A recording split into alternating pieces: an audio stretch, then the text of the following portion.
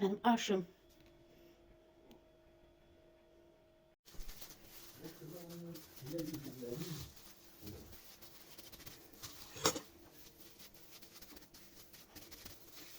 Bilemez pişirmeyi.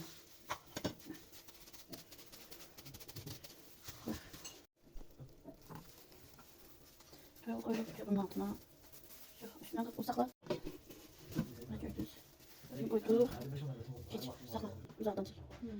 Deməli kızlar bunu çok pişirməmişəm. Bunu çok pişirmək olmaz düyünü. Ona görə ki lədəngiyin toyuğu pişməyib. Toyuq pişənəcən. Bu da qəşəng dəm alacaq. Qapaq qoyuruq. Bax. Qapağın üstündən də yağlamışam düyünü. Düyünü yağlamışam. Baxın görürsünüz düyün normada yağladı. Şu koydum. Bunu xırda-xırda qoyacağım. Qəşəng qızaracaq, toyuq pişəcək. Qızaracaq həm də düyü dəm alacaq. İndi mən burada dökəcəm zəfəran. Bir də ki sarı kök. Mən sarı köksüz düyü pişirmirəm, xoşlamıram. Onda zəfəran səpəcəm. O yerini göstərəcəm. Zəfəranı suya koymuram. Nə ki dəmdə saxlamıram. Sadəcə zəfəranı baxın ləyənci üstünə səpirəm. Su. Baxın bu da mənim aşım. Yəni yenə deyirəm. Evdə işim varsa, yemək pişirə bilmirəm. Hazırlamaq lazım olsa mənə müraciət edin. Evimdə pişirib hara istəsəz ünvana göndərirəm. Yəni ki evdə ucu sifariş gətirirəm. Haydi.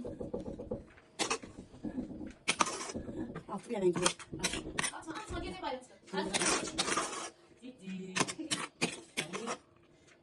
Altında levəngi pişirəndə qızlar. Sarı kapak koyun. Kapağının levəngi sərs pişir. Baxın. Gördünüz. Deməli levəngi qızarıb qıpqırmızı. Baxın. Qızarsın görsəsən. Necə qızarıb.